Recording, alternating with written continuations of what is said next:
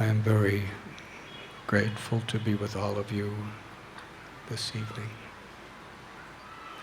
Thank you for being here.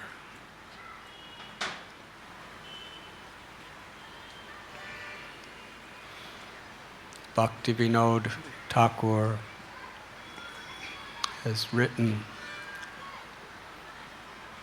that the difficulties he endures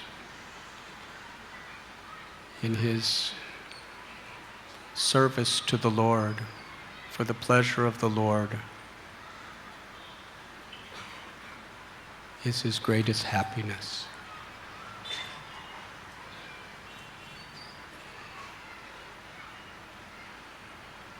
Material life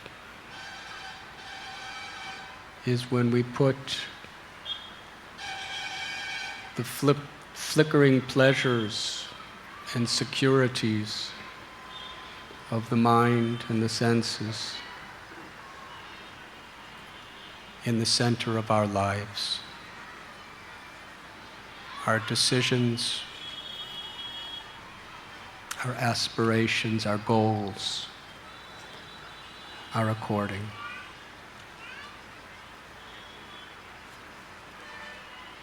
Spiritual life, or true bhakti,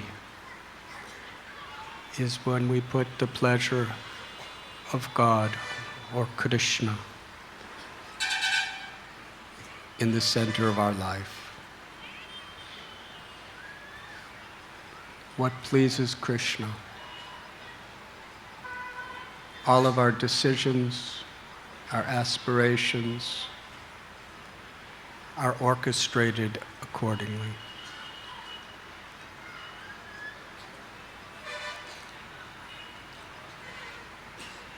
Of course, we have bodies, we have minds, and they are gifts of Krishna.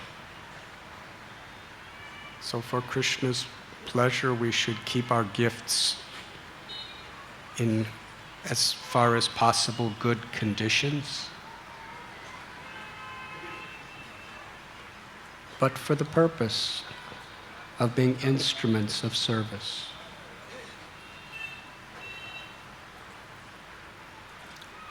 Here in Humpi, Sripad Madhvacharya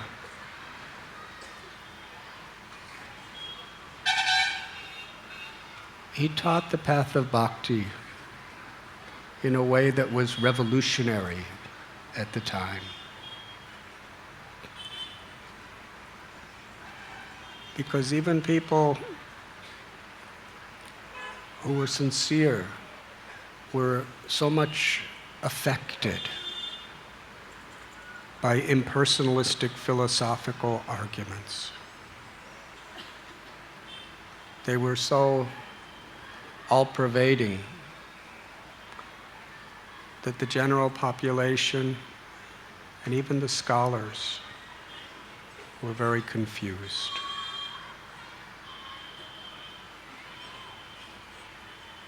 He taught that the jiva, the individual soul, is an eternal servant of the Paramatma, the Supreme Soul. And the constitutional nature of the Atma is seva, or service, to serve with love. That the absolute truth, Narayan, Krishna, his body is eternal, full of knowledge and full of bliss. The Srimad Bhagavatam, in one particular verse, it explains so many mysteries that people fight about, argue about, and are confused about in regard to the nature of God. Vadanti tat tatpavidas tattvam yajganabadvayam brahmaiti paramatmeti bhagavan iti shatyate. That learned transcendentalists they understand that there's one absolute truth. And that one absolute truth eternally has three features: Brahman, Paramatma, and Bhagavan. The all-pervading energy, Brahman, which is like a light that is everywhere within and outside of everything that exists, both material and spiritual worlds. Paramatma, the Lord who personally, out of love for all of his children, appears in the heart of every living being. And Bhagavan, the Supreme Personality of Godhead, the ultimate object of everyone's love, who is supremely lovable, who performs pastimes forever in the spiritual world. And those pastimes inconceivably include every living being. Just like in this little yatra of ours, I was told there's about 4,500 people gathered together in this little tent. And when we want to go to holy places, we have to divide up in so many groups because so many buses and so many crowds and so much traffic. And when you want darshan, you have to stand in line. And sometimes for prasad, you have to stand in line. So some inconvenience. In this spiritual world, Krishna, the supreme lover, nobody has to stand in line. There are limitless devotees, literally countless devotees. 4,500, 10,000, 100,000, million, thousand, million, billion, trillion, quadrillion, quadrillions. Nothing. That's just a drop.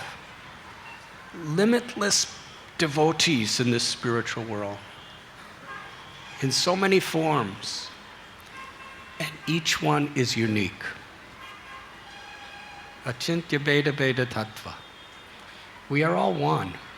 In the sense we are all of the same substance. We're all part of Krishna. Mamaivam so jiva loket. Jiva bhuta sanatana. Eternally we are part of Krishna. We are Sat Chit Ananda, eternal, full of knowledge, full of bliss. Krishna is the reservoir of all love, and being qualitatively part of Krishna, our eternal natural substance is to love, to serve. But quantitatively, Krishna is the complete whole and we are the parts. Krishna is the supreme master and we are the eternal servants. Now, in the material world, to be a servant is considered a lesser position.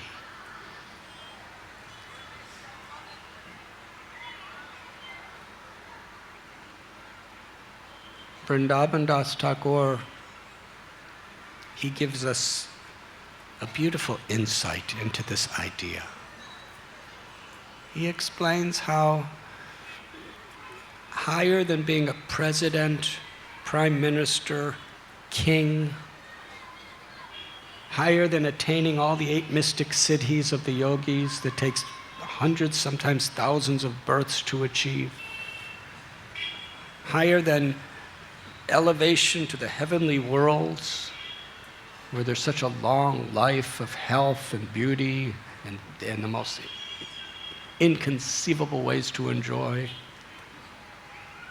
Higher than even liberation is to actually receive the title Das, servant of the Lord. Because none of those other positions could actually satisfy the heart, the soul, because they're unnatural. They're actually foreign to our nature. Because the nature of the soul, ananda mayobhyashat, it's seeking eternal happiness. And all of these things have beginning and end, and all are limited.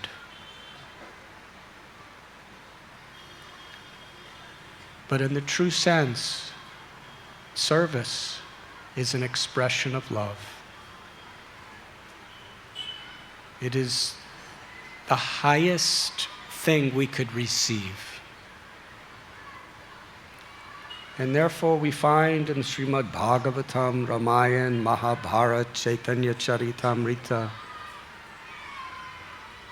and in the lives of so many historical saints, it's the only thing they pray for,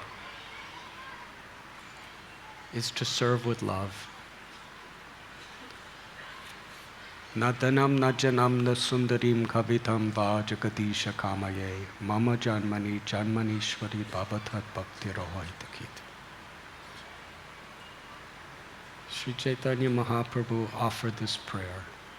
And in doing so, set the standard of what we should be praying for, striving for in our life. My Lord, you can bestow upon me anything.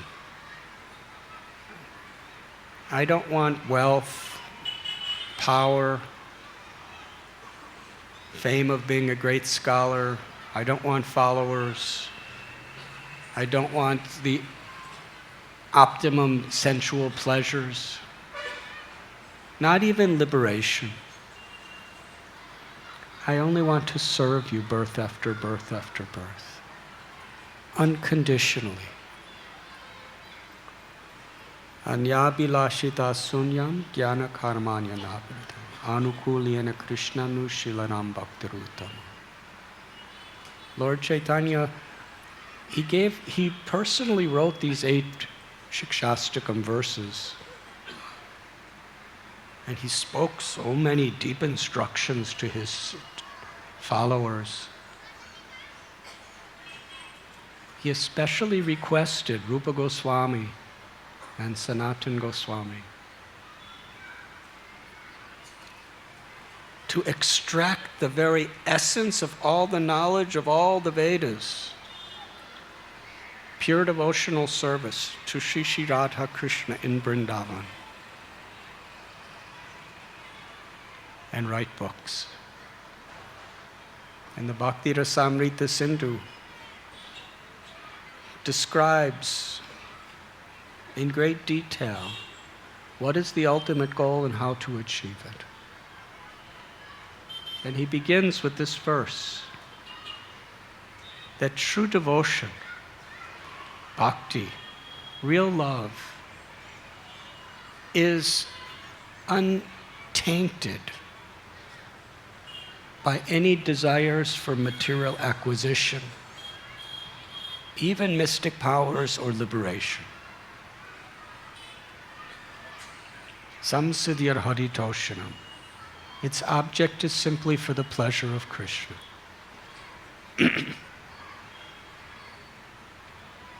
Srimad Bhagavatam explains it in such a simple way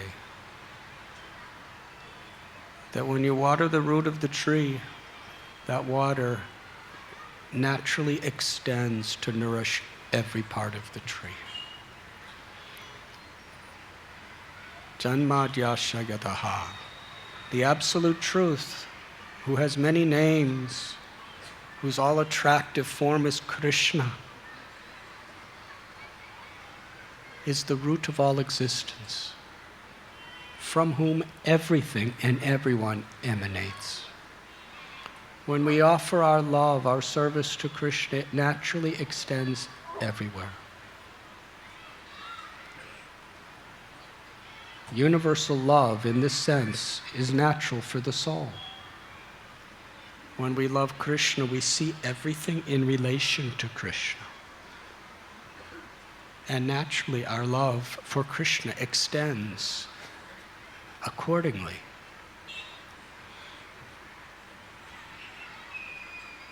A few days ago in Kishkinda Kshetra, we celebrated Govardhan Puja.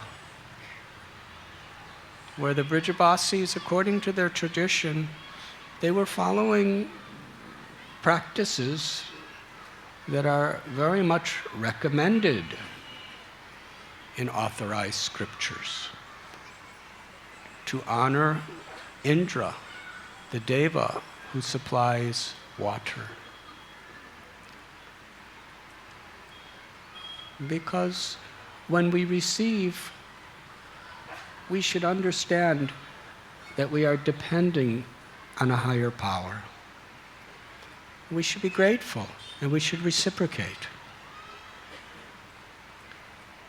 But when you water the root of a tree, when you satisfy Krishna, every single demigod is fully satisfied. Because they are all like the flowers and the fruits of the tree of Krishna. And our mothers and our fathers and our grandparents and great-grandparents and all of our forefathers and ancestors and everyone, we offer the highest love to all of them and to every living being. Because whatever they have and whoever they are always parts of Krishna. And to love Krishna is not just something theoretical, it's something very practical. In the spiritual world, all the limitless living beings who are in their pure spiritual forms, they are all feeling Krishna's personal, intimate presence. Time is conspicuous by its absence in the spiritual world. But for our calculation, 24 hours a day for all of eternity. In other words, at all times. No one has to stand in line to meet Krishna.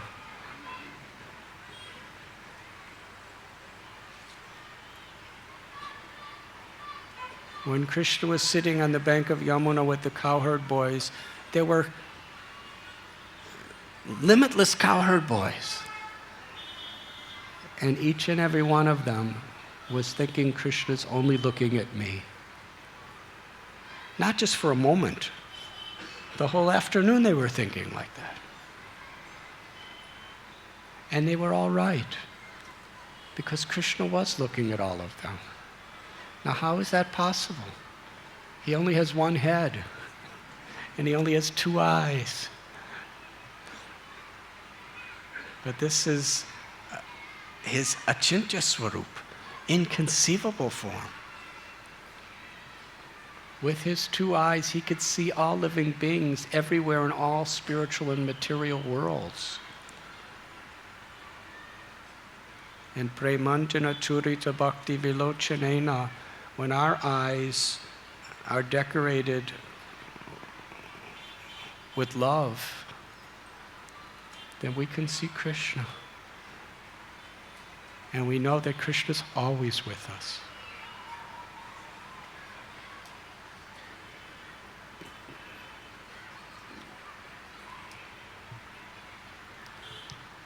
So Madhvacharya, here in Udupi, he wanted to establish this principle. That we have a personal relationship with Krishna, and love is forever. But the predominating philosophy is whatever yoga you may perform, ultimately it's meant to bring you to overcome the false ego. And when there's no more false ego, you realize everything of this world is an illusion. And you become God. Aham Brahmasmi. The actual teaching, Aham Brahmasmi, means I'm part of God. I'm of the same substance of God. And I could be godly if I make that connection.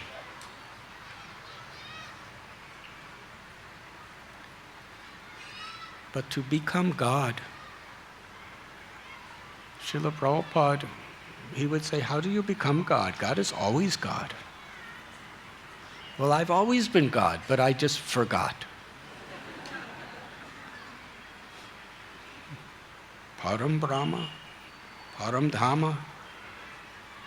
Arjuna, when he sees Krishna, he says, you are the supreme Brahman. You are the supreme abode. Mayadhyakshena prakriti suyate sacharacharam. I'm the controller of material existence. Tumi saraveshwareshwar. I'm the controller of all controllers. God doesn't forget. God is never under the influence of Maya. And sometimes in Krishna's pastimes, when it appears that he forgets, sometimes it appears he forgets he's God. When Mother Yashoda picks up stick and says, Krishna, why did you steal this butter? And Krishna's crying and he's saying, no, I didn't steal it. She said, I saw you steal it. He said, okay, I stole it, but please put down your stick. Is he pretending? He's overcome with her love so much that in order to increase her love as a mother and his love, the intimacy, he's stepping aside from his role as the supreme to actually be the child of Yashoda. But that's ecstatic. That's anandaras. That's the highest ecstasy, beyond liberation, beyond Vaikuntha. But the forgetfulness we have in this world, it's not under our control. It's not defined by love. It's the cause of suffering. It induces us to do so many things that are regrettable. So the absolute truth never comes under such a spell. It's not a lila. Being in Maya is not a lila. Krishna's in lila. And Krishna's inviting us into a lila. And the material creation is part of Krishna's lila, and we are in it. But we don't realize it. We've forgotten it. So we never can forget. Srila Prabhupada explains it in such a simple way. He says the jiva is the tatashta shakti. It's always has the choice between material and spiritual energy. We're always subordinate to the beauty, the grace, and the love of God. And if we reciprocate with God's love in a positive way, we come under the control of Yoga Maya, or the Daivi Shakti, the spiritual energy, where everything simply facilitates deeper, ever-increasing experiences of feeling Krishna's love and loving Krishna.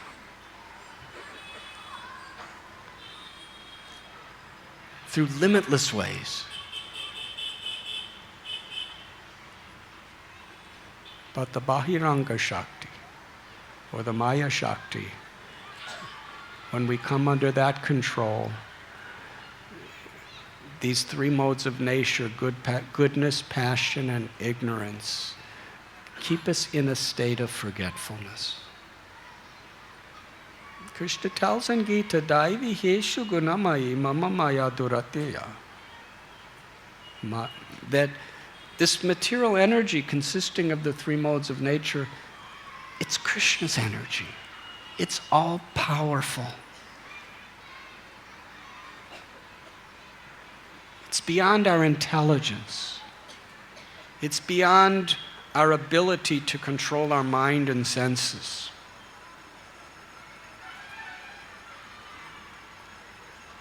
Time, the controlling factor of God's presence within this world, destroys everything. From the perspective of eternal time, it's just a matter of seconds till the sun turns to ashes. every ocean is dried up. The Earth planet and every other planet becomes powder. And what to speak of our little lifetimes? How long do we live? We're getting old, we're getting a disease, we're dying. It's the nature of the body. So Maya is very, very strong. But if we take shelter of Krishna, if we recognize that we're completely dependent on Krishna, and that's not a fearless, and nothing in this world can impede our happiness, because we know we are connected to Krishna, the source of all happiness.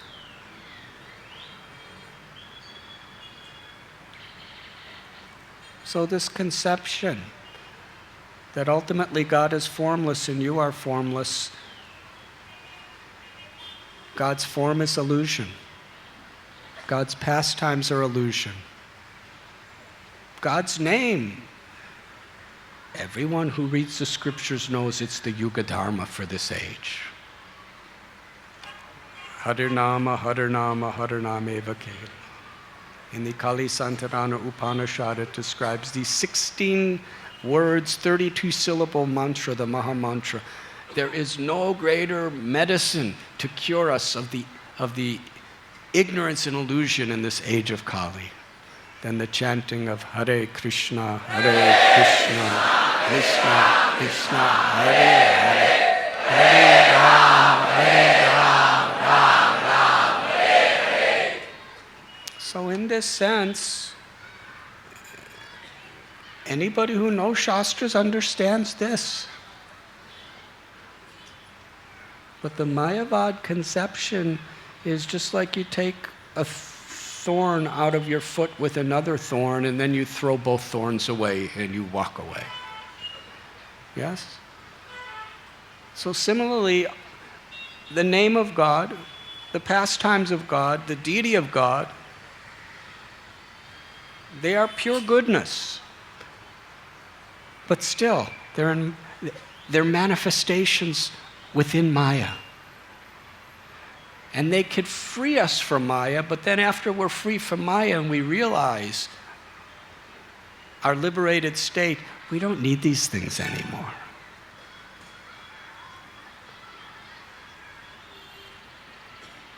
But for great bhaktas like Madhvacharya, Ramanujacharya, Sri Chaitanya Mahaprabhu, Ballabhacharya, these great saints and avatars and the scriptures themselves, such an idea breaks their hearts. God's name is not different than God. Hanumanji was constantly chanting Ram's names. He was constantly serving Ram. And when he was offered any benediction, the only thing he wanted, let me always remember you, eternally chant your names and eternally serve you. Little Prahlad Maharaj, he would offer any benediction. Let me always remember you as your servant.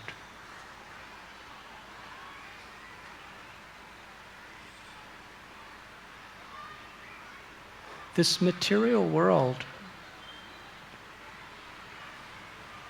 is not an illusion because it's God's energy.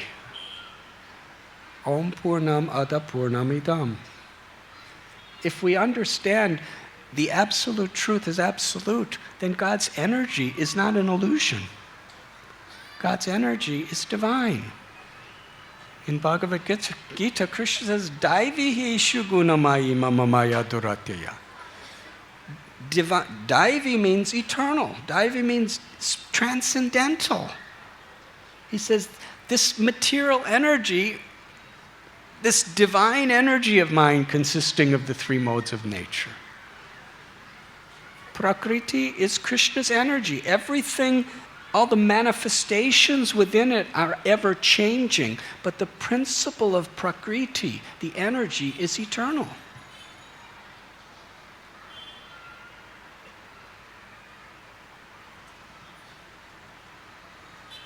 So devotees don't say that all that you're seeing is not real. It's an illusion. The misconception of how we identify it is an illusion. An example, our own bodies. Now, according to Mayavad conception, this body is an illusion. And ultimately the jiva, the atma, is an illusion. The Vaishnava philosophy is the atma is eternal. And this body may be temporary, but it's made of God's energy, therefore it's real. The illusion is when the atma identifies, I am this body. That's Maya.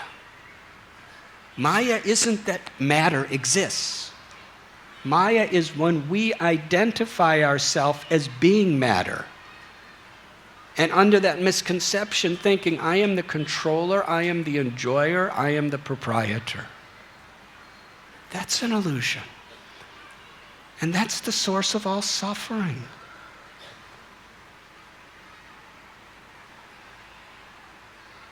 To understand the sacredness of the world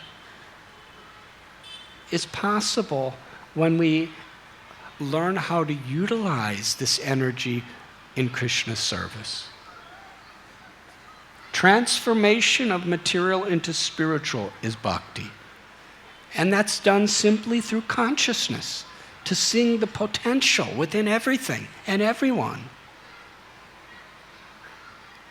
So Sripad Madhvacharya, he was really strong.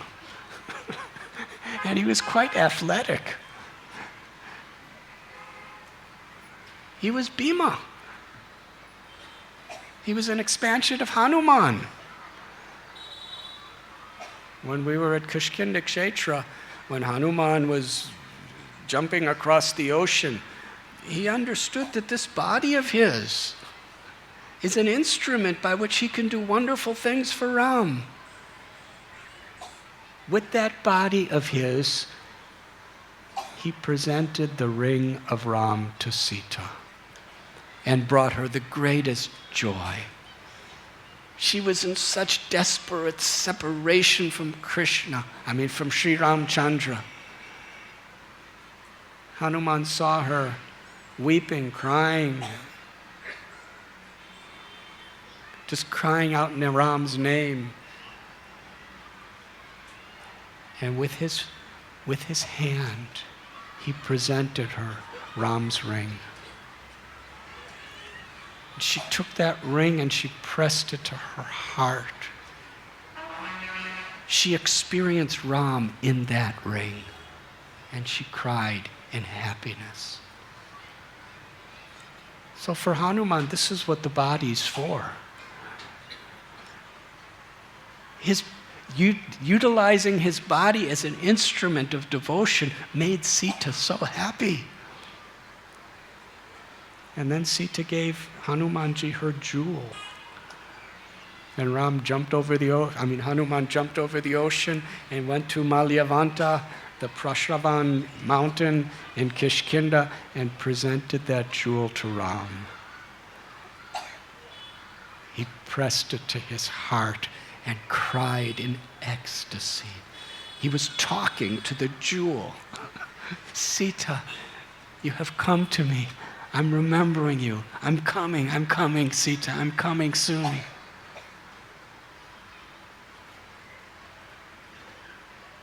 So when we use our body for the pleasure of the Lord, how can we say it's an illusion? How can we say it's unreal? It's something beautiful. Even this body may be temporary. The soul is eternal. And while it's in this body, the human form of life could be a very sacred boat to take us across this ocean of material existence and give pleasure to Krishna.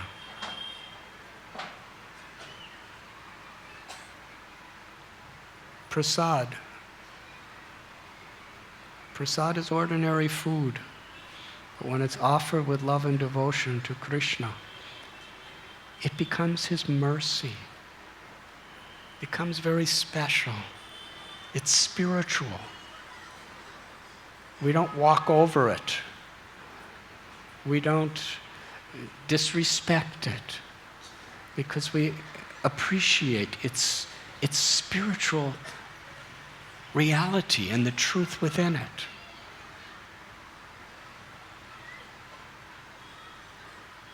So the world is real. But the misconception of the eternal soul identifying itself, we are not the body, we are in the body.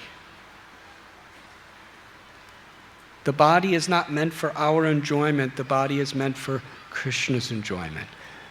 That's the highest truth. The misconception is Maya.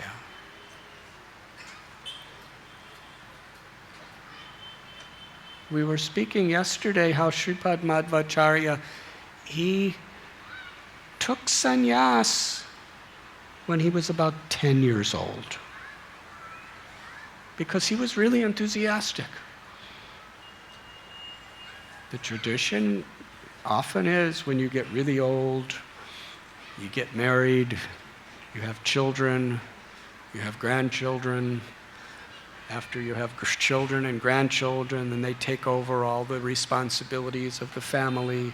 Then you take vanaprastha, and eventually take sannyas,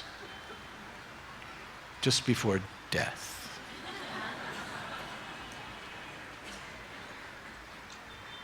But Sripad Madhvacharya, he had a different conception of sannyas. His idea was, sannyas is not just meant for our own liberation.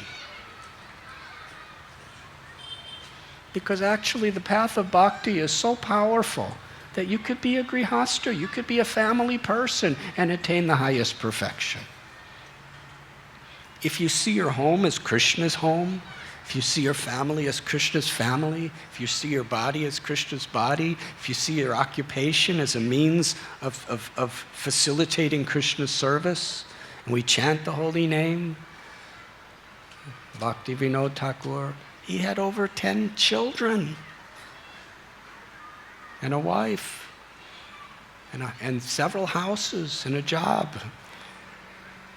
And yet the greatest renunciates, Gorkashore Das Babaji Maharaj and others, were coming to get his blessings and learn what are the highest truths from him. Grihe tako vanne tako sadahari bole tako sukhe dukhe bolo nako varane harinam korore gai gora madhusware.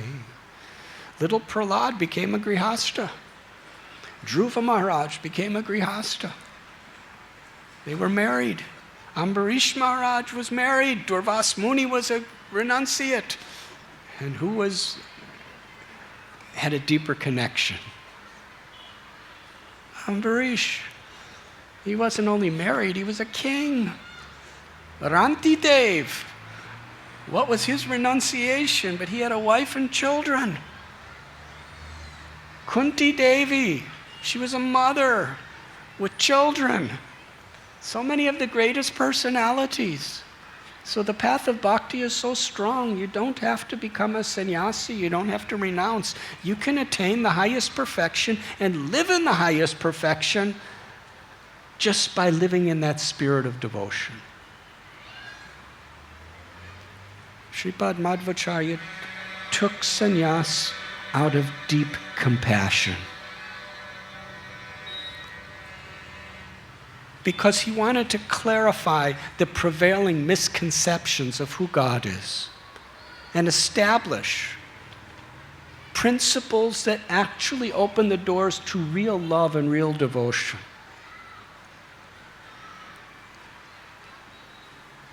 And he wanted to give his entire energy for that purpose.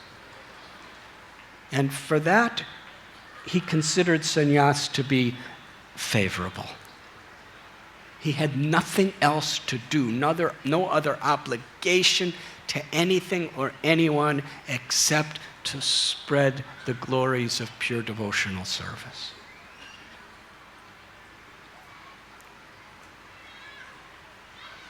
And he had that determination at the age of 10.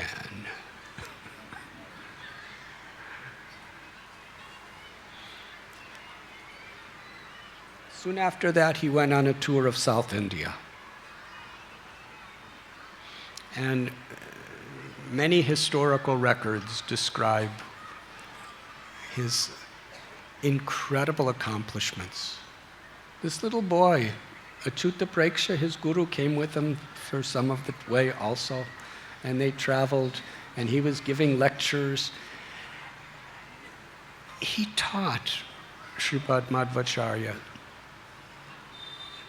that achar and vichar are necessary to be harmonized to actually gain the grace of God and realization. To receive knowledge and to give knowledge, philosophy is very important. It's essential. But the character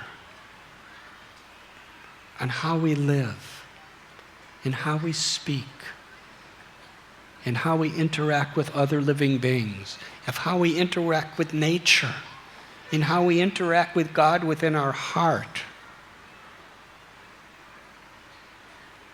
is all important. Krishna tells in Gita, jnana and vijnana. There's two types of knowledge. There's theoretical and there's realized. Theoretical knowledge we could learn in books, or we could understand by hearing classes, kathas. But when we apply those teachings to our life and live with true character of selfless devotion, morality, humility, gratitude, compassion, self-control.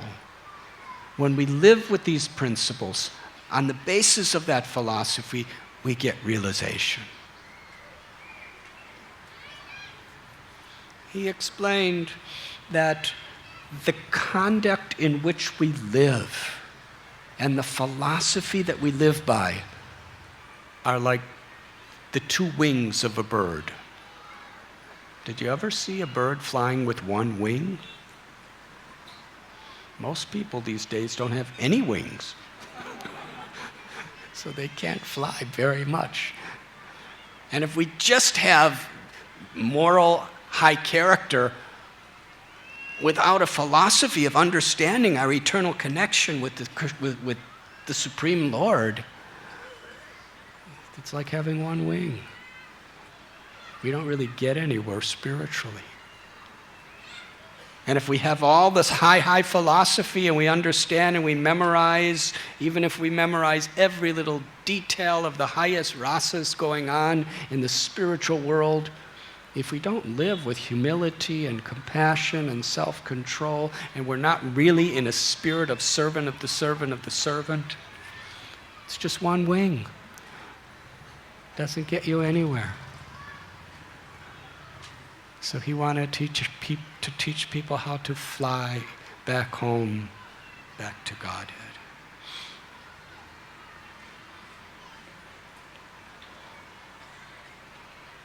And his body was very strong too. When he was in Goa,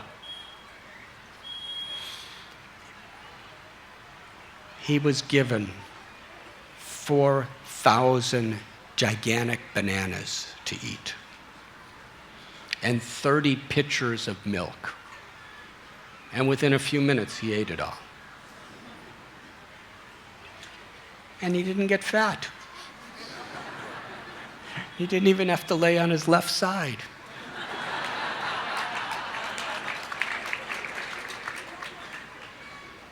He didn't have indigestion. We cannot imitate.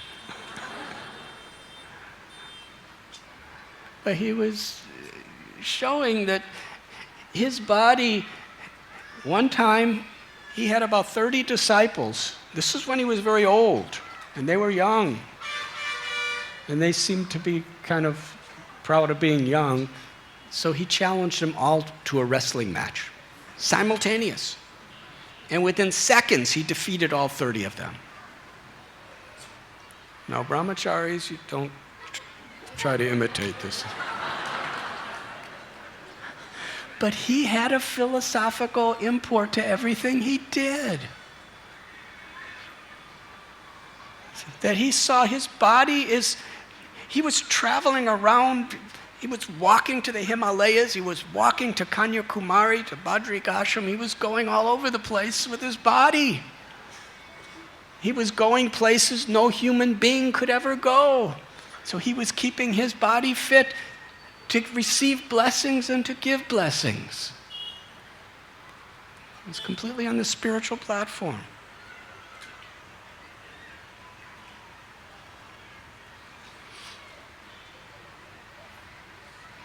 Then he decided, because Achyuta Preksha, his sannyas guru, he was still very, very influenced, even though he was a devotee, he was very influenced by all of this. Brahman is the all-pervading, formless, qualityless, absolute, and the world is an illusion. It's so simple to understand it properly. But when you don't have the association of someone like Srila Prabhupada who's just telling it as it is, it can really get confused. And when everybody around is like that, he was quite confused himself.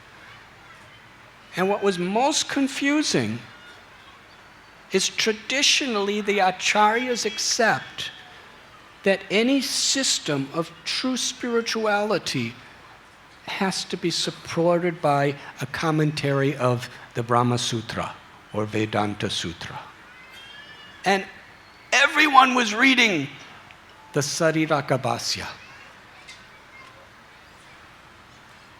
So Achyuta Preksha told Madhvacharya that we need, if you really want to convince me and you really want to convince others, you have to have a commentary of the Vedanta Sutra to establish this principle. Madhvacharya was such a humble person. Although he was Vayudev, he is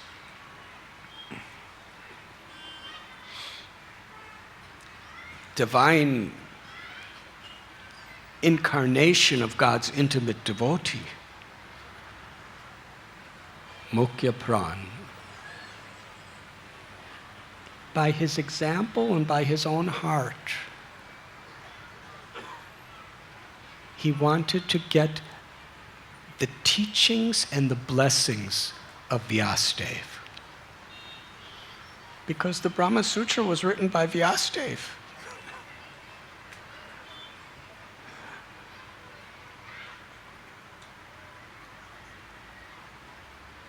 The four Vedas, the Upanishads, the Itihastas, the Mahabharata,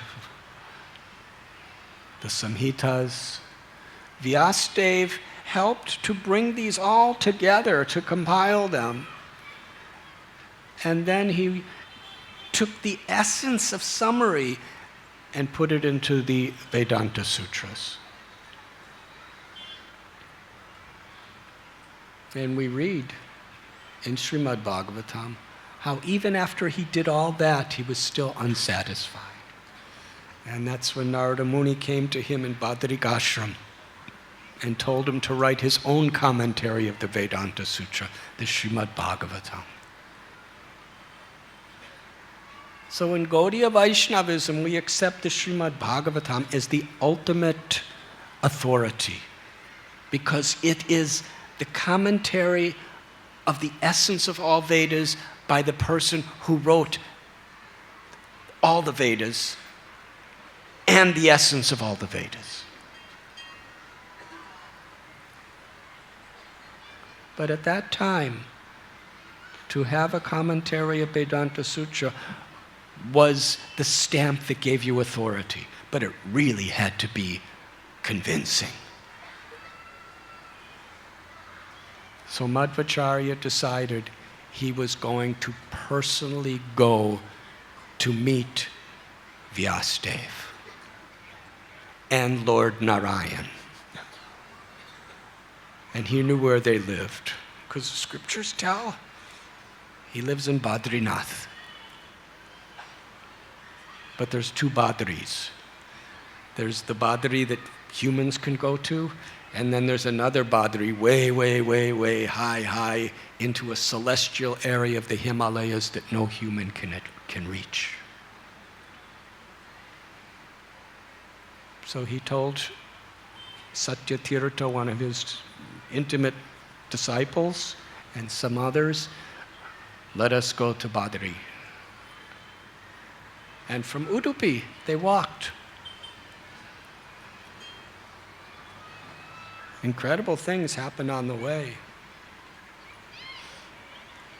Eventually, they went to Badrinath. Please raise your hand if you have been to Badrinath. Raise both your hands and say Hari Bol. So there is the temple of Badri Vishal. It's on the banks of the Alaknanda River. In olden days, just 1 or 2 generations back, there was only one way to go there, and that was to walk. And for most people, they went to Badrinath when they were about to die. Because usually if you walked there, you never came back, because you went through jungles and everything. But in Kali Yuga, so many things happen. What happened is China, we have some really wonderful Chinese devotees here, so all respects to China. But back in the 50s and 60s, there was some tension between India and China.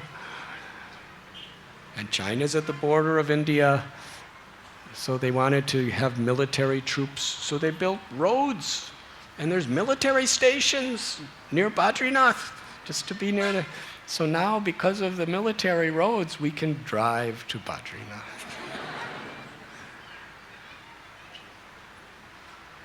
But in those days, this is about 750 years ago, Madhvacharya walked.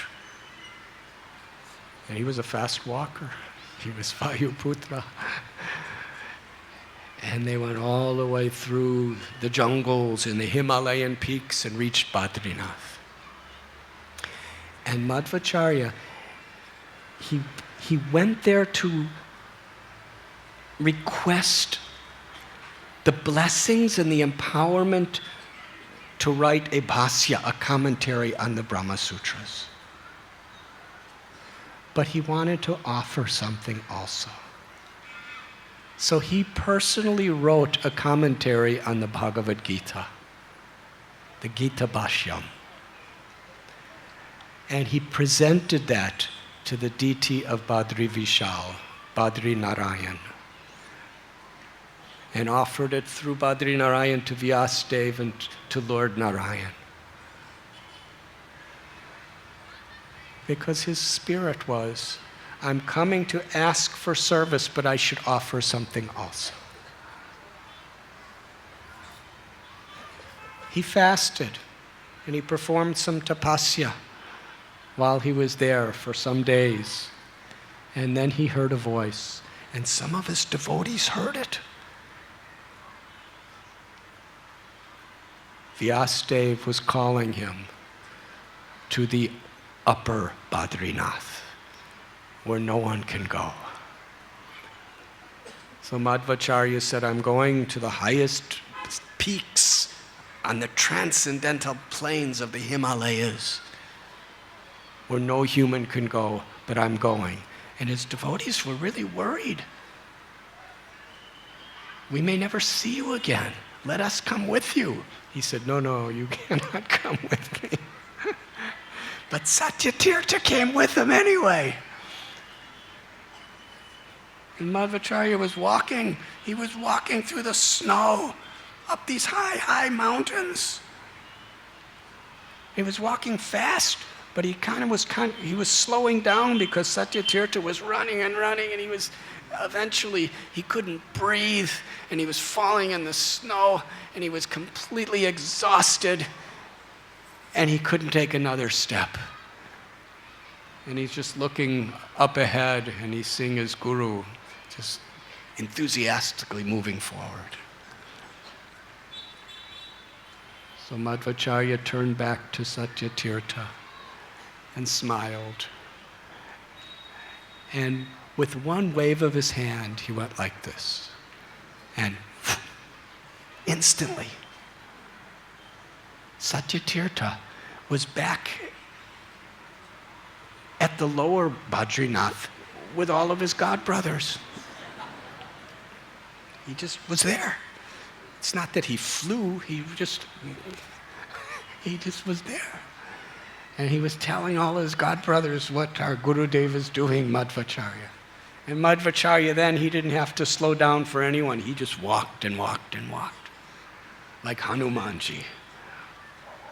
And ultimately, he came to a place after walking for days through total snow wilderness, nothing. And he came to the spiritual world. Within these highest peaks of Himalayas was a transcendental world. You can't even see it unless you're given the eyes to see.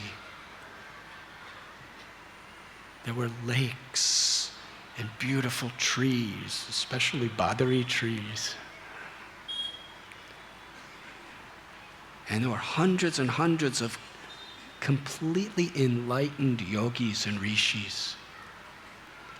And they're all sitting around Vyasadev. And he was brought to meet Vyasadev, who he accepted as his own guru. He offered his prostrated obeisances, and Vyasadev was so pleased to see Madhvacharya. His determination, his love, his devotion, his compassion. He lifted up Madhvacharya and embraced him. And for many days, Madhvacharya sat at the feet of Vedavyas to hear from him. Then Vyasadeva said, "Let us go to see Lord Narayan, who's also living here." And he took him even higher up, where the three of them, Vyasadeva, Narayan, and Madhva, sat together. And Narayan, the Supreme Personality of Godhead, who lives there in his abode, along with Vyasadeva, they explained to Sripad Madhvacharya the true essence of the Brahma Sutras. And not only explained, empowered, but instructed him to write his commentary. Then Vyasadeva brought him down to the other rishis, and after taking leave, he came down to the lower area of Badrinath and met his disciples and told them everything that happened. And it was there in Badrinath, in the little village where the temple is, that he recited his commentary of the Brahma Sutras. In Satyatirtha, he wrote everything down on palm leaves. In those days, there was no computers. There wasn't even papers and pens. He had to carve them in palm leaves. But he did it with such efficiency because he had such a desire to please his guru. It was in Badrinath, it is said that Vedavyas, he spoke Mahabharata to Ganesh. And Ganesh wrote everything down without ever asking, "What did you say?" That was his enthusiasm. So in a similar way, Madhvacharya wrote his Purna Pragya Bhasya by speaking it to Satyatirtha. When it was written, they left Badrinath and began to travel to the southern parts of India. They traveled to many places.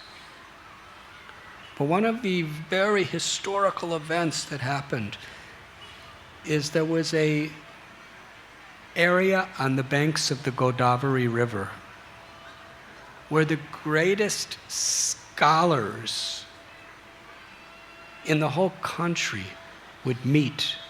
Sometimes they would have debates, sometimes they would just try to deeply discuss scriptures and philosophies.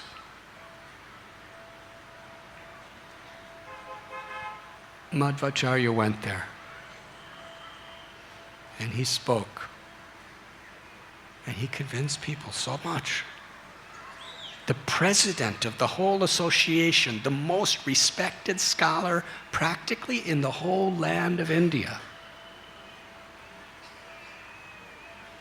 His name was Shobhana Bhatt. He listened to Madhvacharya. He spoke to him. He had questions for him. He had challenges for him. It was so convincing. And what was most convincing is the humility, the intelligence, the compassion, and the character of Madhvacharya. It deeply impressed him. This person is an acharya. He's not just speaking an incredible philosophy that answers all questions, but he lives it.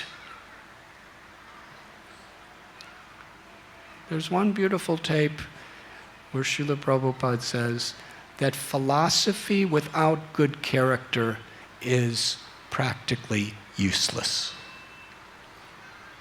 Shobhana Bhatta, he was a philosopher.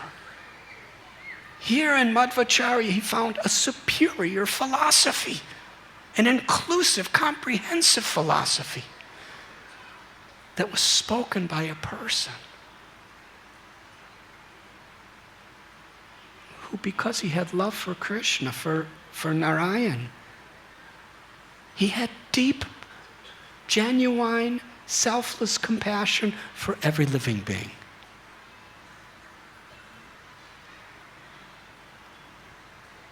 But because he was like the king of all scholars, he really needed, in order for him to be transformed, he needed something very substantial to put his faith in.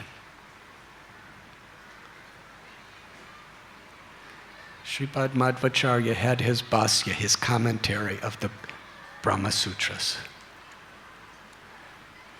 And he gave it to Shobhana Bhatta to read and discussed it with him. And after seeing this, Shobhana Bhatta decided he's going to dedicate the rest of his life to expounding the teachings of Sripad Madhvacharya, to propound that the highest perfection of life is pure, unalloyed devotional service to the absolute truth, the supreme personality of Godhead, knowing that we are eternally loving servants of the Lord. And through loving service, we can make that connection. Srila Prabhupada explained it in a very simple way. He said, in bhakti, the goal, the sadhya and the sadhana are the same. The goal and the way to achieve it. The way to achieve the highest goal, Krishna tells, Bhaktya tvananya yashakya aham evam vidurjana. Only by pure bhakti can I be known as I am. And the goal we achieve by loving service is loving service. We practice loving service to become purified, and in the pure state, beyond loving service cleanses us of our egos and our selfishness. It's the most powerful thing in all of creation because it attracts Krishna's grace. And when we become cleansed, then we serve with ecstatic love. We become an instrument of Krishna's ecstatic love in everything we do. And there's no greater joy than that, forever.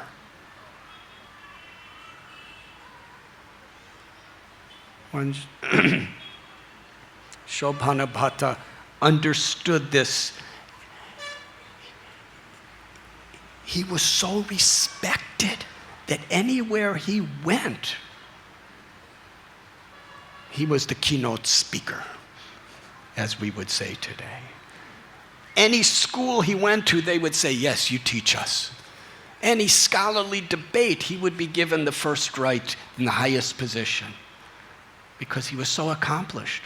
And now, with all of that incredible facility he had, with deep compassion, as an instrument of Madhvacharya's grace, he was teaching pure devotional service. Incredible. The impact that one man had. And later on, he took sannyas from Madhvacharya. And his name was Padmanabh Tirtha.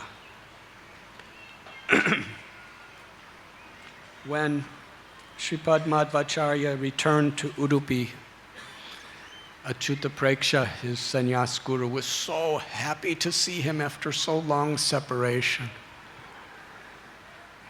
And Madhvacharya presented him his commentary on the Vedanta Sutras. In those days, that was the seal that you really have an authorized school to teach from.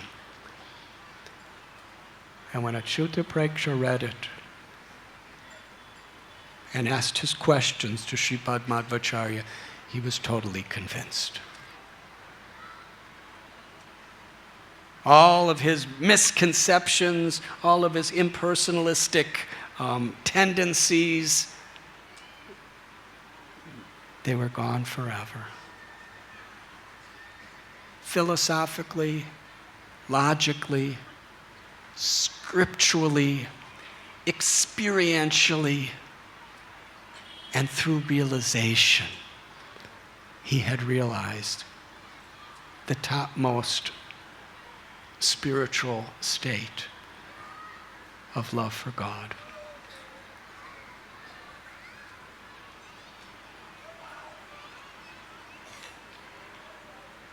When Sripad Madhvacharya was on his way back,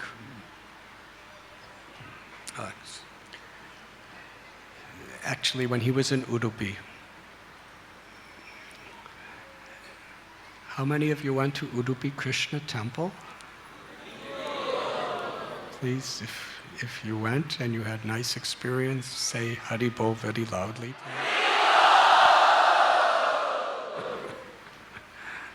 Much louder, please. One more time. Thank you, thank you.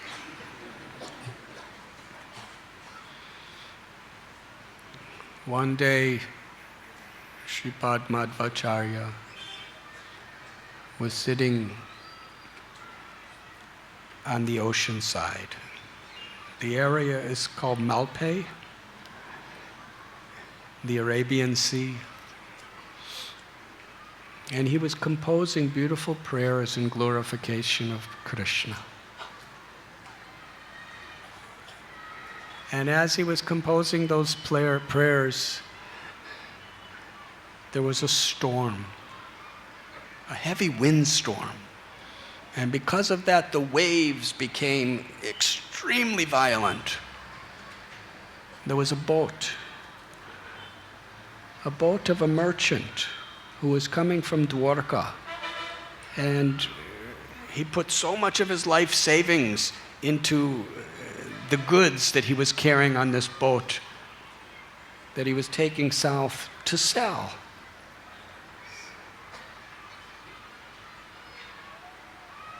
But the storm was so turbulent that his boat was sinking, and waves were crashing against him, and winds were smashing him. He was helpless.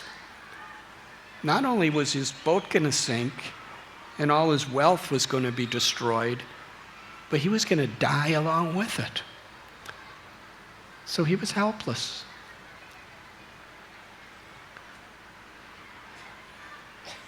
Srila Prabhupada, in one place, he said, when he was in the Jaladuta, which is a cargo ship, sailing across the Arabian Sea, the same sea, and there was some storms, and there was waves, and that's when he had heart attacks.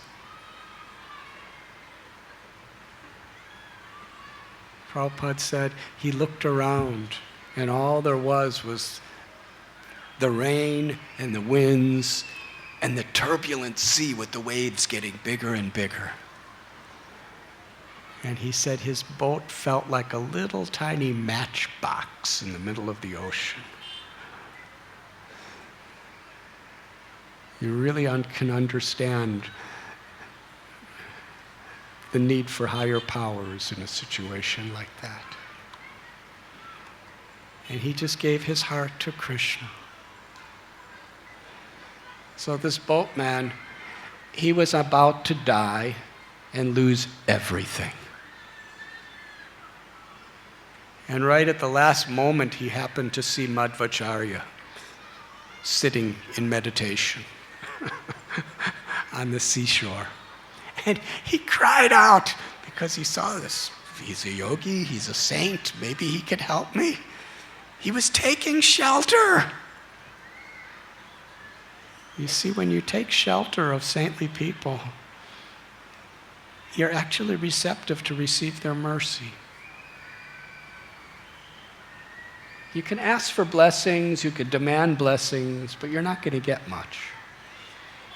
But if you actually feel dependent and take shelter and understand the importance of the association of saintly people, then we're really receptive to receive the words they speak and the blessings that they can transform us with. So this person saw the beautiful form of Sripad Madhvacharya, and he was in such a helpless state. He was crying out for Madhvacharya, help!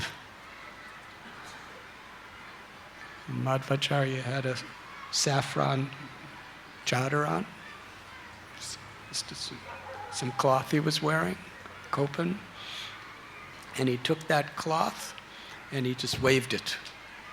And the storm disappeared. Not only that, the ocean became calm. And then Sripad Madhvacharya just kind of went like this, and the wind took his boat to the shore, and everything was fine. So this person had full realization that this yogi saved his life, saved his wealth, saved everything. And he came down with real deep gratitude and bowed down to Sripad Madhvacharya and said, I have so much wealth on this boat, I'll give you anything you want. What can I give you? I'll give you the whole boat. Sripad Madhvacharya said, I don't want anything. What do I need? Devotees who have Krishna in their hearts are Atmarama. They're self-satisfied. If you're not satisfied with Krishna in your heart, no matter what you have, you'll never be satisfied. He said, I don't want anything. But the person really wanted to, he said, I have gold, I have pots, I have the boat, anything I'll give you. Madhvacharya said, you're coming from Dwarka? He said, yes. He said, do you have any Gopi Chandan? Gopi Chandan is clay. Especially in those days, that clay was so easy to get in Dwarka. It's for free. You just there's just places with clay. You just pick it up and blocks of clay. And sailors, in order to balance their ship, they would have the Gopi Chandan, because it really didn't cost anything. It was more or less, from a material side, it was so easily available, it had no value. But when you take things off your ship, you have to balance it with something else, so they would keep big mounds of Gopi Chandan. Now for a devotee, Gopi Chandan is if you go to Dwarka, there's a place called Gopi Talab. How many have been there? Please raise your hands and say Hari Bol. We should go on another yatra there, right?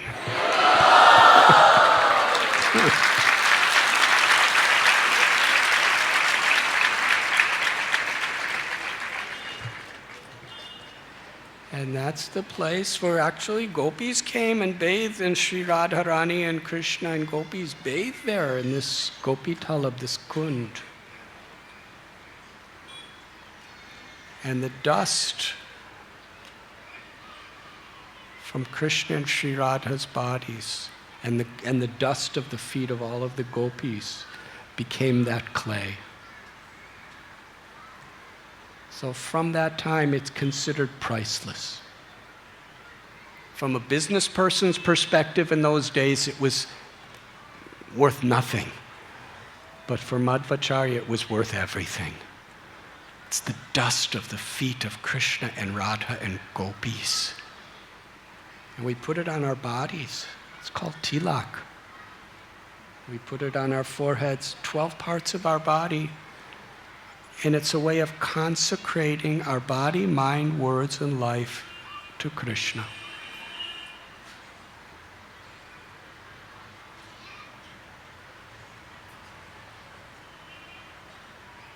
So he said, please give me, you have some Gopi Chandan? He said, yes, I have 2 mounds of Gopi Chandan. So he said, you can give me that. And they took the 2 mounds of Gopi Chandan out. And one of the mounds broke open. And inside was an incredible deity of Balaram.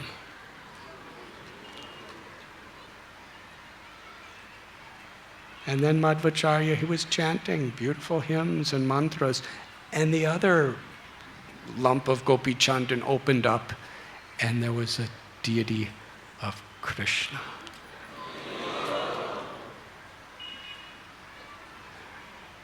Incredible deity of Krishna. And Madhvacharya knew the history of that deity. During the time of Krishna, which was approximately 5,000 years ago, Krishna lived in Dwarka with Devaki and Vasudeva, his mother and father. And he lived in beautiful palaces with queens like Satyabhama and Rukmini, Jambavati. Krishna lived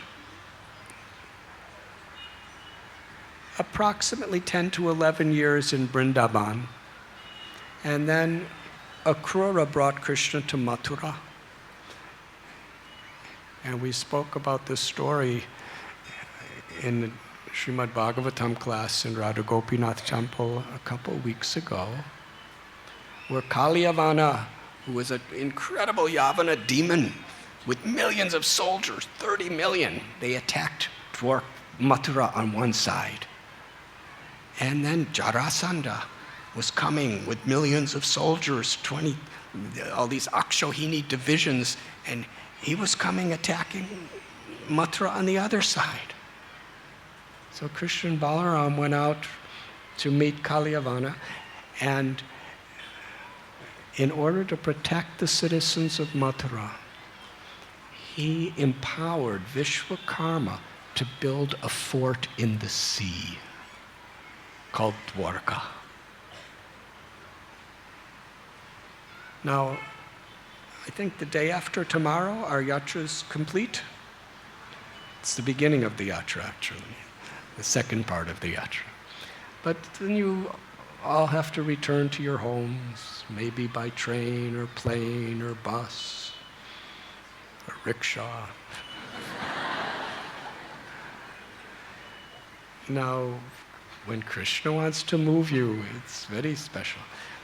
The people of Mathura, the whole Yadu dynasty, they were in their palaces in Mathura, their homes, and they all went to sleep one night, peacefully.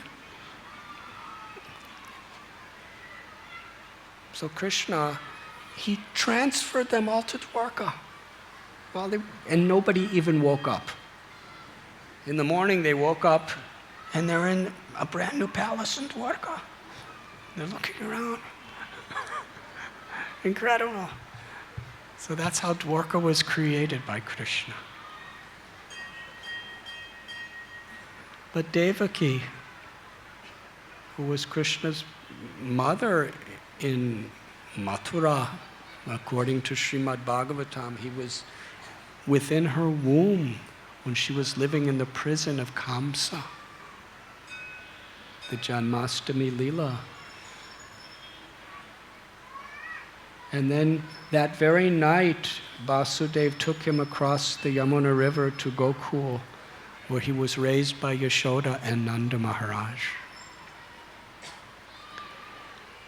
Devaki expressed to Krishna in the inner chambers of their palace in Dwarka that I've heard so many beautiful leelas or stories about your charming childhood activities in Vrindavan.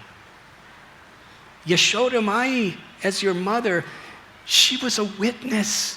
She could be a part of those childhood activities. I heard stories where you would just be a naughty little boy and you'd steal butter and you'd completely conquer everyone's hearts.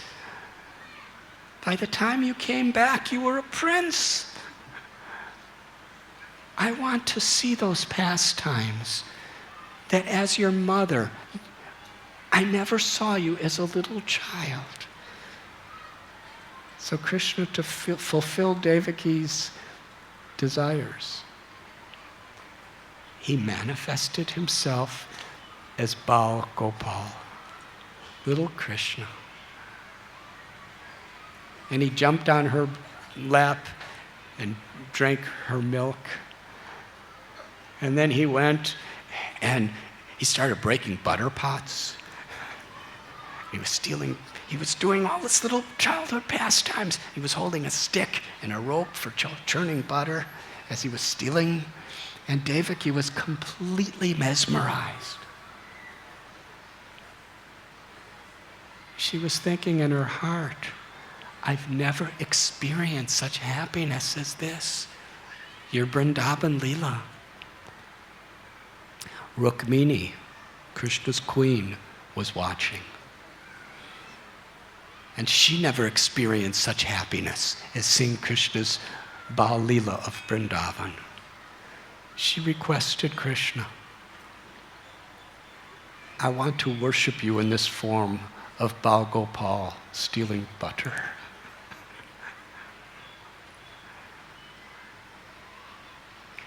Can you give me a murti that I could worship? So Krishna called Vishwakarma to carve that identical form that Rukmini was seeing of Krishna of Vrindavan as the butter thief. And he carved out of a pure Shalagram Shila that form of Krishna. And in one hand he's holding a stick and in the other in a rope. And Rukmini Devi, although she was personally serving Dwarkadish Krishna day and night,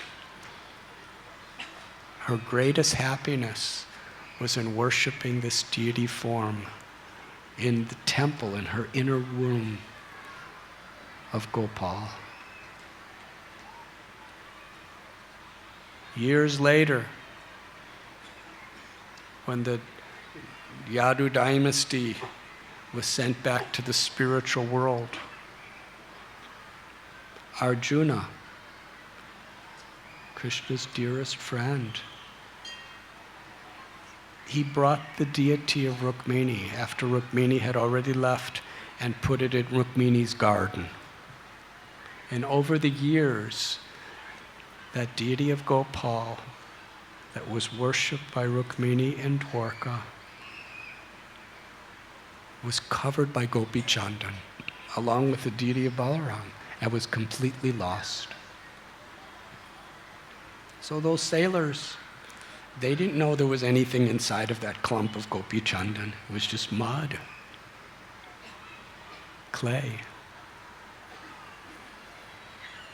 But it was Krishna's wish and Balaram's wish to come here to Udupi to be worshipped by Sripad Madhvacharya, and later to be visited by Sri Chaitanya Mahaprabhu. And even then, when Udupi Krishna was on that boat in that storm, he knew that all of us would be here today.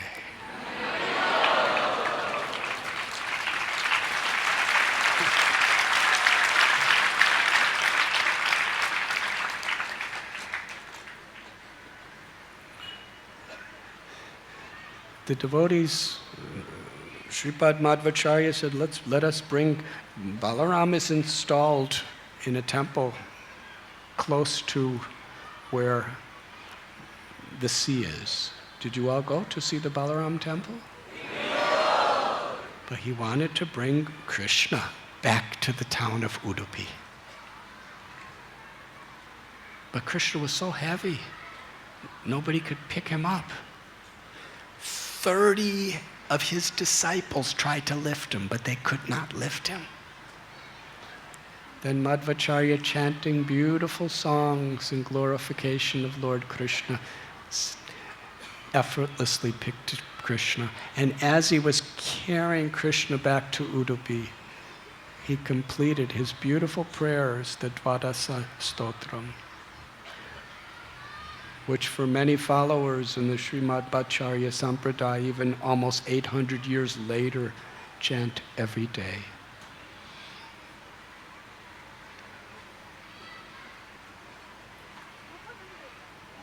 We can see an analogy in this story too.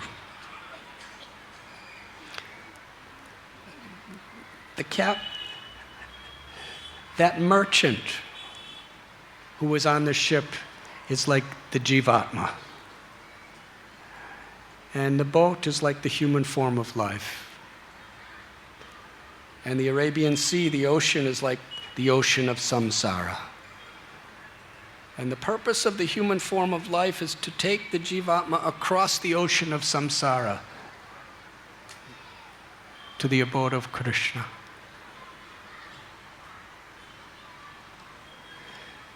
That storm is like the attraction of the senses for their objects.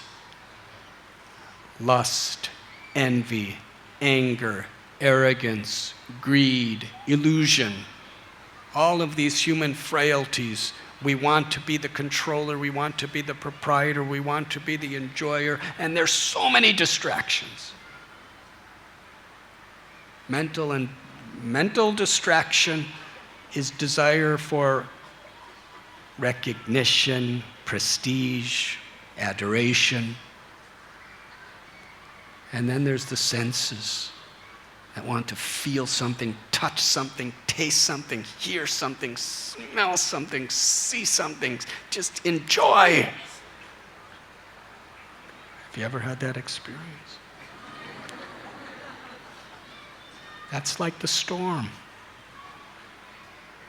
And that storm, if we get too attached to the attraction between the mind and the senses for the objects of this world, we sink. We sink in the storm in the ocean of samsara. And in that sinking, we take birth after birth after birth again. But Madhvacharya, in this case, he's the grace of God, which comes through the grace of Guru, the grace of Vaishnavas, the grace of Holy Scriptures.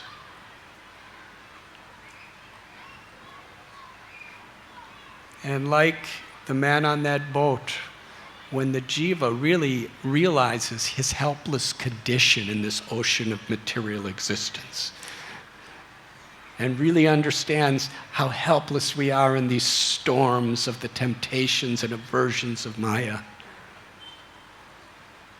we cry out, we take shelter. And when we do, by the grace of the Lord, He helps us. And one of the first ways He helps us is He teaches us what's really of value.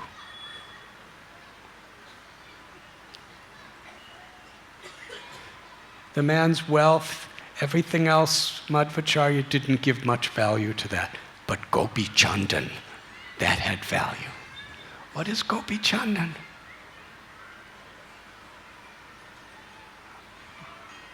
We put the tilak of Gopi Chandan in our bodies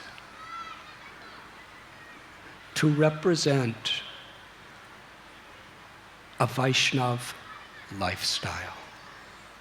The Gopi Chandan represents the character, the aspiration, the sadhana, living a life of a Vaishnava.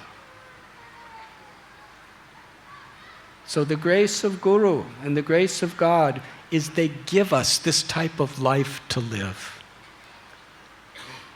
To live as servant of the servant, to live with morality for Krishna's pleasure. To live as an instrument of compassion for Krishna's pleasure. Yogi namapi sarvesham madgaten antaratmana. Krishna tells of all yogis, one who abides in me with great faith is most intimately united with me in yoga and is the highest of all. So to actually receive, when we asked Srila Prabhupada, what can we do to repay you for all you've given us? He said, just sincerely accept this path of devotional service and share it with others. That's the life of a devotee. Gopi Chandan represents when we get the grace of Guru, we receive what he gives us. A life of service, a life of purification. And through that grace, Krishna appears.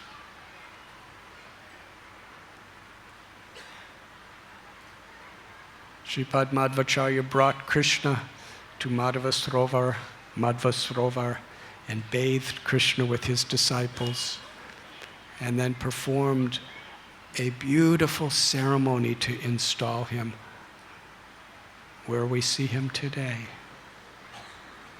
in this beautiful temple. The temple was built a little later, but he was installed there, and Sripad Madhvacharya personally established the form of worship.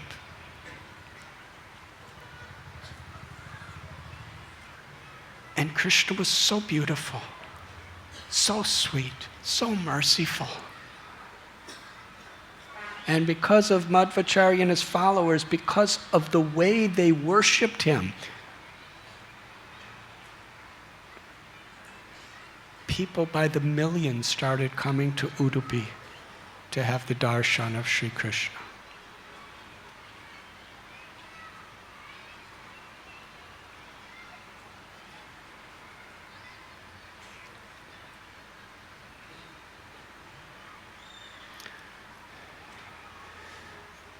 Madhvacharya wanted to go back to Badrinath to offer his gratitude to Vyasadeva, his guru, for all that he had given him. And he wanted to present to him the Purna Pragya Bhasya, the commentary of Vedanta Sutra that he wrote under his instructions. So along with several of his then sannyasis and other disciples, they began their journey from Udupi back to Badrikashram. And the biographers of Sripad Madhvacharya tell many incredible stories about what happened on the way. Can I tell just a few? There was a king. His name was Ishwara. And the problem is he really thought he was Ishwara.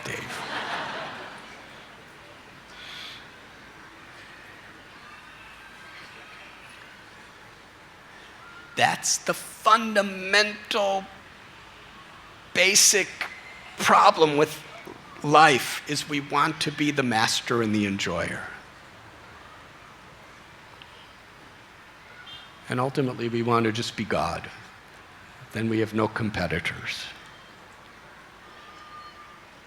But for a devotee, Krishna, Ram, so beautiful, so merciful, we just want to glorify them and love them and chant their holy names.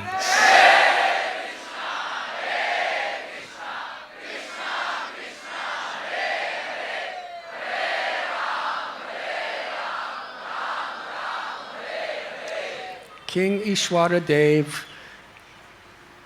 he was a thief. He was arrogant.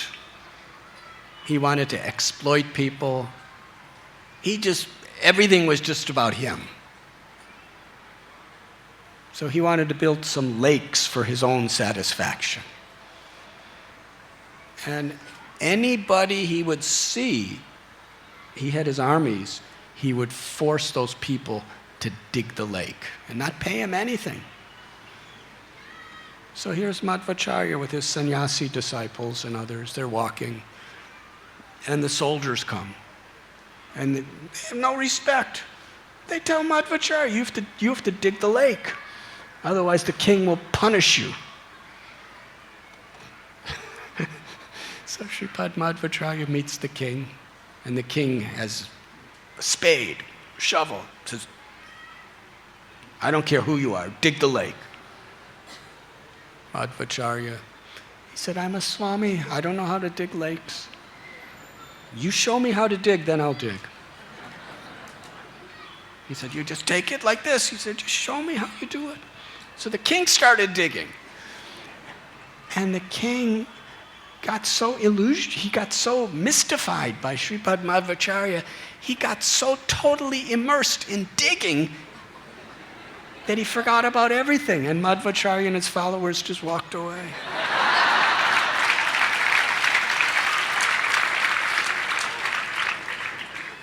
Another time, because in those days, India was so many little kingdoms.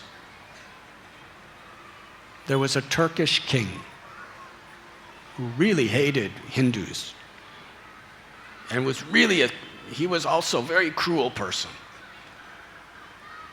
So he had armies, and they came to the river Ganges, the Ganga, and they stopped any boats from crossing the Ganga. It was a wide river, very forceful river. Now to get to the Ganga, you have to to get to Badrinath, you have to cross the Ganga there. So there were no boats. And on the other side, there were armies who were going to kill anybody who tries to get into their territory. So what are you going to do? Sripad Madhvacharya told his sadhu disciples, stand in a line, one after another, single file, hold each other's hands. So they were on the shore of the river, holding each other's hands, and then he went right into the front and he held the hand of the first person, the first Swamiji. And he started walking into the Ganges, and he was pulling all of them, and they crossed it.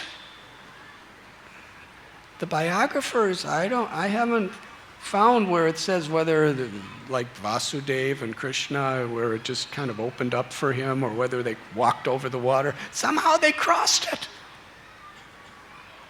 You see, Vasudeva, when he crossed the Yamuna, Krishna was in his hands. With Madhvacharya, Krishna was in his heart. But as soon as they came to the other side, the armies were there with weapons. ready to imprison them, torture them, or kill them. So Madhvacharya said, I want to meet your king. The king didn't speak Hindi. He spoke Turkish. He had Turkish soldiers. He was an invader. So Sripad Madhvacharya came before him and spoke eloquent Turkish language. Nobody knew he knew Turkish. And he spoke with such compassion and such intelligence and even such respect for this person. Even though the soldiers were about to kill them, the king, he was charmed. He told Madhvacharya, I'm just so happy to meet you. I'm so enlightened to meet you. I want to donate to you some really nice land where you can do whatever, you could live. So Madhvacharya, he didn't want any land. The king touched his feet and asked for his blessings. And they continued their journey. When they got near Badrik Ashram, they were going through a forest. And Satyatirtha, who was the person he was such a faithful, devoted disciple. He would do anything for his guru. And he was the one empowered to write down the books as Sripad Madhvacharya would dictate. But Satyatirtha was alone in this area in a forest, and suddenly a gigantic tiger attacked him. And nobody was around. So he thought of Krishna. This is the end. And suddenly Sripad Madhvacharya appeared right there. And with one touch of the head of the tiger fell unconscious.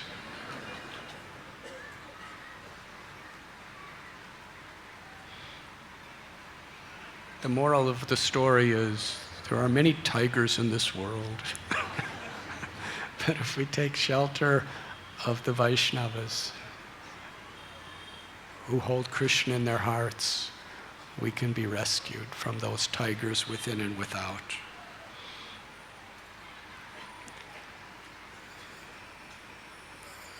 Sripad Madhvacharya, he presented his Gita Bhasyam, his commentary of Bhagavad Gita, to the deity of Badri Vishal in the lower part of Badrinath.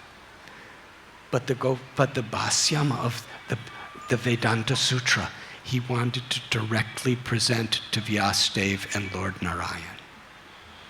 So he told his devotees he's going to the upper Badri again. And nobody even attempted to come with him. And he was really enthusiastic. And he went like Hanumanji to the spiritual world. And there he bowed down to Vyasadeva, and who brought him to Lord Narayan, and they embraced him, and he presented to them the Purna Pragya Bhasya, the Vaishnav commentary of Brahma Sutras. And they were so pleased because it was their words that he was an instrument to present to the world. At that time, Vyasadeva gave 8 murtis to Sripad Madhvacharya and also gave him an instruction. You should write a summary commentary on the Mahabharata. And with that command, after sitting with his guru and his beloved Lord, he returned to his devotees. When he came down to the Ganga again, in the plains of India, He was with many scholars and many simple, common people. Every type of people, he could attract their hearts with his wisdom, his compassion, his love. And what an incredible philosophy. Some of the people said, you should write commentaries on the Upanishads also. And he did. During the Chaturmasya on the bank of the Ganges, after going to Badrinath for the second time, he wrote bhasyams or commentaries for 10 of the primary Upanishads.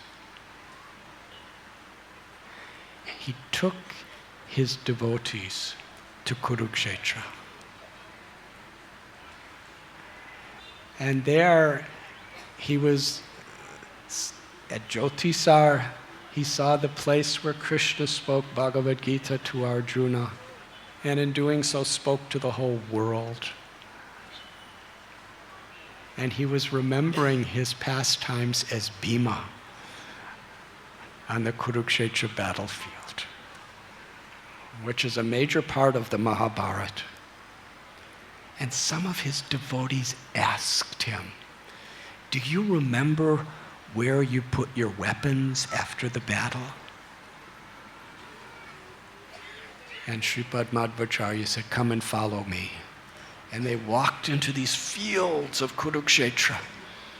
And he came to one place and said, dig here. And they dug. And in the earth, they discovered Bhima's club. Now, Bhima was really large in size, and his club was enormous. There was Bhima's club. They were mystified. And then he told them, bury it again, because nobody could pick it up except him. And eventually they returned after an incredible tour of going to so many different lands and so many kingdoms and bestowing so much compassion on so many people. They returned to Udupi.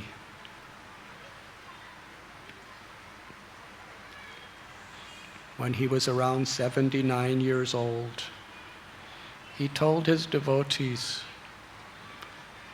that when I physically depart from you, my spirit will remain here in Udupi. And my body will go to Badrikashram to live with my beloved Gurudev, Srila Vyasadeva. And in the Ananteshwar temple, he would give his lectures on a regular basis. And on the side of the temple, there's a window. When you look in the window, you see the same seat that Sripad Madhvacharya would give his talks. In the Udupi Krishna temple, there is the seat where he would preach and meet people. And that same seat is where the Paryaya Swamis, his successors, sit even today. It was there when he was speaking the Aitareya Upanishad, was it? Or Samhita? He was speaking and his body simply disappeared. And those who were witness to this understood that his spirit is forever here. So we have come to Udupi because it is such a special place for us. In our yatras, we often go to Sri Mayapur Dham, Sri Vrindavan Dham, and we've been to so many other places. We regularly go to Jagannath Puri Dham. Sometimes we go to Ayodhya or Naimisharanya, Badrinath, Gangotri, Yamunotri, Pandharpur, Rangakshetra, Tirupati, Kurmakshetra, Singhachalam, Ahovalam, Kanchipuram, Rameshwaram, Chitrakoot. We've had many yatras. The idea of a yatra is we come together. We put everything in the world aside and we're just pilgrims. We're among people who have one purpose. This is oneness.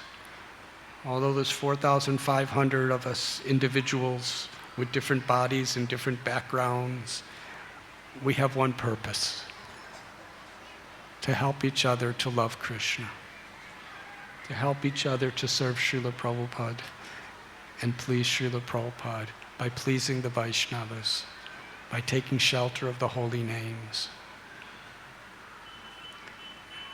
And these holy places are very, very special. Sri Chaitanya Mahaprabhu, we read in Sri Chaitanya Charitamrita, it says, he bathed in Pampasrovar and visited Kishkinda Kshetra. And sometime after that he came to Udupi. And he had darshan of beautiful Bal Gopal, Udupi Krishna. And Sri Chaitanya Mahaprabhu, he was seeing his beloved Krishna. And here in Udupi, he personally, in the great ecstasy of compassion, he led the kirtan of the holy name. He danced and chanted.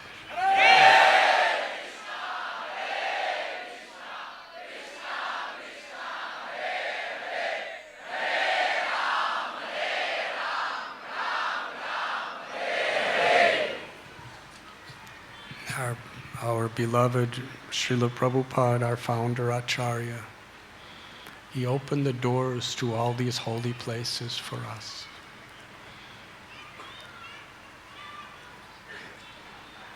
I'm coming from the Western world, and there are many hundreds of people coming from various countries of the West, Middle East, Far East. But it's interesting, in my 44 years of being in India, that's when I first came, most Indians don't really know what Vrindavan or Udupi or Kishkinda Kshetra are either. They've heard of them, but to actually understand, who is this Krishna? What is the real gifts of Sripad Madhvacharya? Why did Sri Chaitanya Mahaprabhu come here?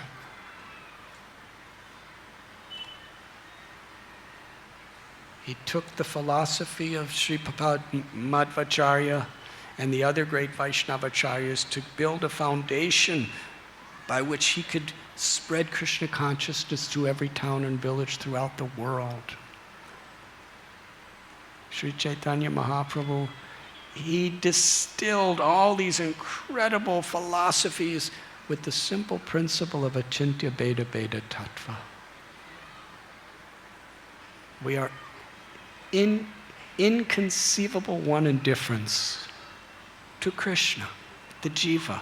The jivas for each other, and the jivas with material nature, and every aspect of material nature with each other. Everything is totally personal and intimate on this spiritual platform that facilitates relationships of love. Inconceivable. One divine spiritual energy, one divine source of all energies. But within that oneness, there's inconceivable, indescribable, limitless variegatedness for Krishna to enjoy. and for us to be enjoyed. And by being enjoyed, by experiencing the ultimate happiness.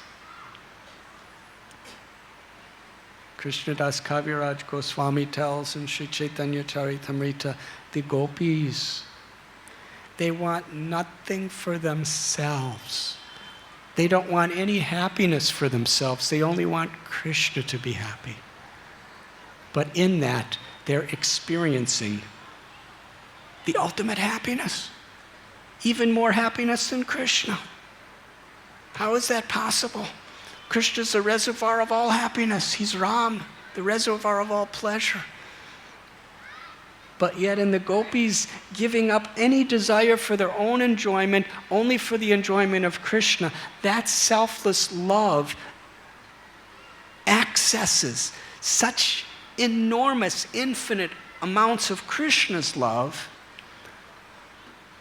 that even Krishna wants to taste what the gopis are feeling. I cannot repay you, even in a lifetime of Brahma, Krishna tells gopis. That is bhakti. That is prem. It's the nearest thing to us. It's who we are. It's our essence. It's our real potential. Srila Prabhupada gave us the words of Sri Chaitanya Mahaprabhu. Jeev Jago, Gora Chandra Bole. Wake up, sleeping souls. Everything you're looking for is within you. Bhakti is the path of waking up. It's as simple as that. When Sri Chaitanya Madhvacharya, at one point, because he was a wonderful singer, he was an architect, he was an athlete, he was a philosopher, he was a pujari, he was a cook, he was a construction, he was everything. He was expert at everything. Especially his singing was so sweet, it would it would stir the soul of people. And we would sing the glories of Krishna. People's hearts would melt. One time he came to a place and they weren't listening to him. So he asked for some seeds. Some seeds from some rice or something like that, plant. And he put the seeds in his hand and started chanting Krishna's names, these beautiful mantras. And as he was singing, the seeds were sprouting into flowers right in his hands. They weren't like getting roots in his hands, they were just sprouting. And when people saw that, they decided, we want to hear what you say.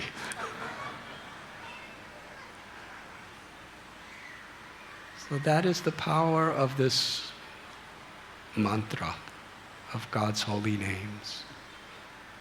The seed of love is within us. And when we chant with sincerity, Trinadapi sunichena taror ibasi hishtana, amani namana dena kirtaniya sadahari, with humility, forgiveness, tolerance, offering respect to others, and not demanding or expecting it ourselves, when we are in this mood of the servant of the servant of the servant, in the association of people who are really aspiring for that perfection, when we chant the holy names, the seed of our love for Krishna sprouts and awakens and bears fruit of prem from within us. Srila Prabhupada gave us this gift in the holy names, in connection to these great acharyas, spiritual teachers, his books, the holy scriptures, and he gave us the gift of each other. Thank you very much.